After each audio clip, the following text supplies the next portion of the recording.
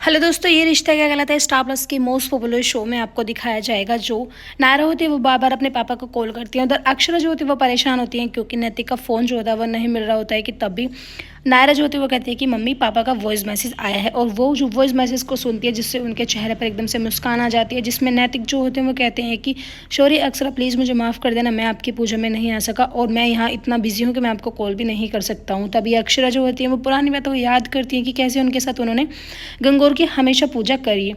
सभी जो होते हैं वो गंगौर की पूजा करने के लिए स्टार्ट हो जाते हैं, एक एक करके सभी पूजा कर रहे होते हैं। कि तभी अक्षरा का मन जो होता है थोड़ा विचलित होता है, ये सोच सोच कर कि पता नहीं नैतिक शादी में आ भी पाएंगे या नहीं आ पाएंगे। कि तभी वहाँ पर अनन्या की एंट्री हो जाती है। अनन्या जो होती है आके सारी बात बता देती हैं। फिर उसके बाद सभी जो होते हैं वो वर्षा की तरफ को देख रहे होते हैं, क्योंकि वर्षा का मूड जो होता है बिल्कुल ऑफ होता है। बेचारी अच्छे से पूजन नहीं कर पाती हैं। नैतिक जो होते हैं वो भी नहीं होते हैं। तभी उनकी माँ जो होती है वो कहती है कि बेटा बहू भी अच्छे से पूजन नहीं कर पा रहे हैं और बेटी दामाद भी अच्छे से पूजन नहीं कर पा रहे हैं। पता नहीं हमारे परिवार को तो किसकी नज़र लग गई है। उधर अनन्या जो होती है वो अच्छे से पूजा कर रही होती है। कहती है कि चीकू देख ले, हमेशा तुझे अब तारा के लिए व्रत रखना होगा, तारा तेरे लिए व्रत रखेगी। कि तभी बुआ दादी जो होती हैं वो कहने लगती हैं कि वर्षा जा अपने पति को लेके कमरे में चली जा बेटा, इसका आराम से ध्यान रखना, क्योंकि दवा के साथ साथ ना थोड़ा अपनों की केयर भी काम आती है। सभी जो होते हैं वो वर्षा की तरफ को ऐसे देख रहे होते हैं, क्योंकि किसी को सच्चाई का नहीं पता होता है, सिर्फ इन दोनों के परिवार वालों को ही सच्चाई का पता होता है। बुआ दादी को किसी के बारे में कोई नहीं पता होता है। शौर्य जो होते हैं वो अपने बाबूजी की तरफ को देख रहे होते हैं, लेकिन बेचारे कुछ भी नहीं कहते हैं। उधर अक्षर इतनी परेशान होती है, उन्हें समझ नहीं आता कि आखिर वो करें तो क्या करें। रणवीर जो होते हैं वो शौर्य के पास होते हैं, वहाँ से उठ के चले जाते हैं। कि तभी वर्षा उनके पास आती है, दूध और उनके लिए दवाई लेके आती है, लेकिन कुछ भी नहीं बोलती है। देखती है कि वो अपने आप ही पट्टी बांध रहे होते हैं। उन्हें बहुत ज़्यादा अटपटा लगता है, इसलिए वर्षा जो होती है उनकी हेल्प कर देती है। दादू उनसे कहते हैं कि वर्षा, मैं यहाँ बिल्कुल भी नहीं आना चाहता था, मैं आके यहाँ किसी को कष्ट नहीं पहुँचाना चाहता था, लेकिन अनन्या इतनी जिद करी कि मुझे मजबूरी में यहाँ पर आना पड़ा। उधर अनन्या जो होती हैं वो रोने लगती हैं। अक्षरा कहती हैं कि अरे चीकू की शादी है, इसमें रोने की क्या बात है, हमारे घर में तो बहू आएगी। तभी अनन्या जो होती है वो कहती हैं कि मतलब मैं पापा को लेकर बहुत ज़्यादा परेशान हूँ। तभी उनकी मम्मी जो होती है वो कहती हैं कि बेटा पापा ठीक हो जाएंगे। वो कहती है कि पापा तो ठीक हो जाएंगे, लेकिन तुम तो ठीक नहीं हो ना।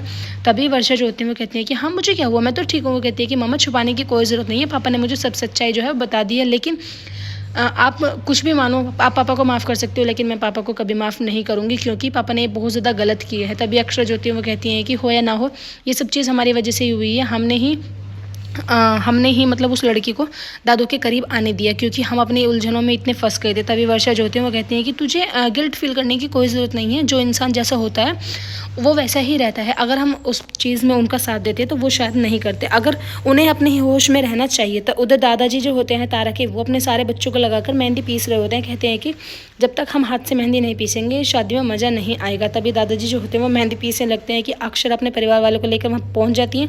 अक्षरा कहती हैं कि आपने बहुत अच्छा काम किया है कि अपने हाथों से ही मेहंदी पीसी है। तभी दादाजी जो होते हैं कहते हैं कि बस जी इतना तो हमें जानकारी नहीं है, लेकिन गांव वालों ने बताया कि मेहंदी हाथ से पीसनी चाहिए, देखो ना हमारे भी हाथों पे मेहंदी लग गई है। उनके सारे भाई जो होते हैं वो बहुत ज़्यादा खुश होते हैं।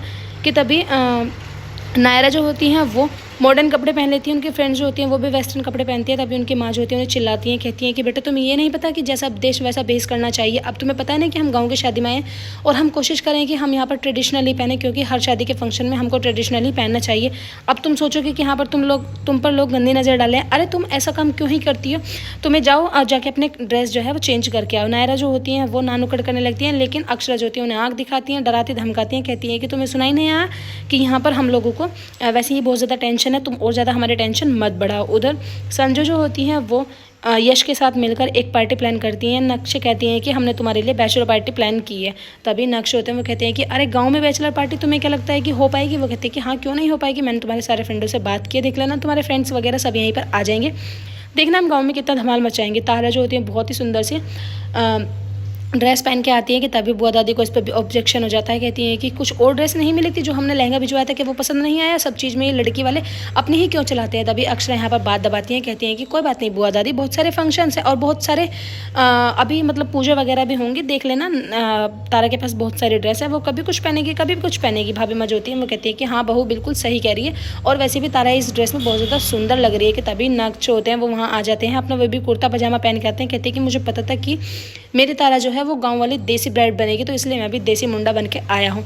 नक्श होते हैं वो बहुत ज़्यादा सुंदर लग रहे होते हैं, तारे की तारीफ करते हैं, कहते हैं कि तारा तुम तो मुझसे भी ज़्यादा सुंदर लग रही हो। अक्षरा जो होते हैं वो कहते हैं कि हाँ मेरी बहू है ही लाखों में एक, देखो ना बहू की सादगी कितनी प्यारी लग रही है। कि तभी तारा के दादाजी जो होते हैं वो कहते हैं कि बुरा ना मानो जी, एक बात कहूँ कि मेहंदी की रस्म स्टार्ट होने से पहले हमारे गाँव में एक रस्म होती है कि हम उसको कर सकते हैं। अक्षरा जो होती है वो कहती है कि ये भी कोई पूछने वाली बात है, जो आपकी रस्म है आप उनको कीजिए, जो हमारी रस्म है हम उनको करेंगे।